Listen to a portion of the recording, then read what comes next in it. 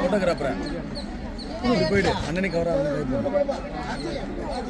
Mic கொடு mic வாங்கிக்கோ. அதாவது வந்து 100 நாள் வேலை திட்டத்தில் கொஞ்சம் எல்லாம் கவனமாக கேளுங்க.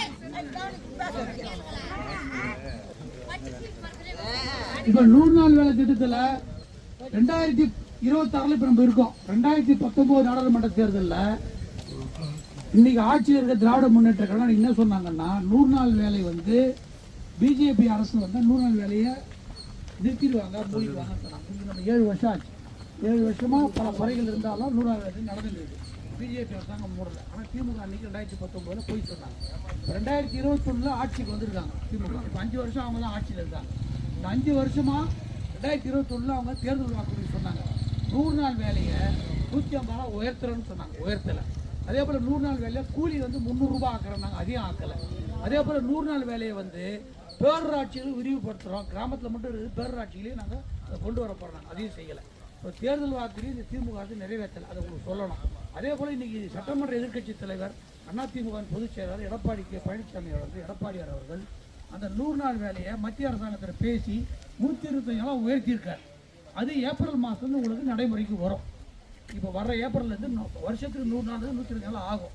அதே போல் வந்து 2026 தேர்தலுக்கு பிறகு 125 நாளை நான் 150 நாளாக உயர்த்துறேன்னு சொல்லி தேர்தல் வாக்குறுதி கொடுத்துருக்காரு. அந்த நோட்டீஸ் தான் உங்களுக்கு கொடுத்துருக்கோம். அதை பாருங்க.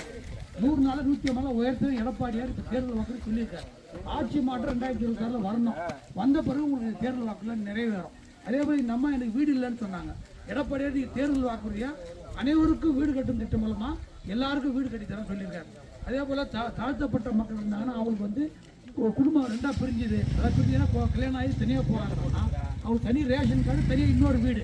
இதுவும் அரசே வந்து சொந்தமாக இடம் வாங்கி வீடு கட்டி தர அறிக்கையும் சொல்லியிருக்காரு.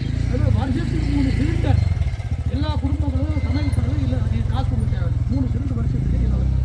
அதே போல் வந்து 2000 ரூபாய், இப்போ 1000 ரூபாய் ஓய்வு இது பெண்களுக்கு உதவித்தொகை தராங்கல்ல, அது வந்து 2000 ரூபாயா உயர்த்துன்றதையும் இன்னைக்கு எடப்பாடியார் தேர்தல் அறிக்கையில் சொல்லியிருக்காரு. இதெல்லாம் திட்டங்கள். கல்வி கடன் முழுமையாக ரத்து. 2000 ரூபாய் மாதந்தோறும் தரேன்னு சொல்லியிருக்காரு. இதுக்கு முன்னாடி ஆட்சியாளர்கள் 2021 1000 ரூபாய் தரேன்னாங்க. ஆனால் அவங்க தரல. எப்போ கொடுத்தாங்க? 26 மாதம் கழிச்சு 1000 ரூபாய் கொடுத்தாங்க. அது எல்லாருக்கும் தரணும், எல்லாருக்கும் தரல. அதில் பல குளறுபடிகள், பல பிரச்சனைகள். அதே போல் முதியோர் ஓய்வு தொகை இப்போ 1200 ரூபாய் தராங்க.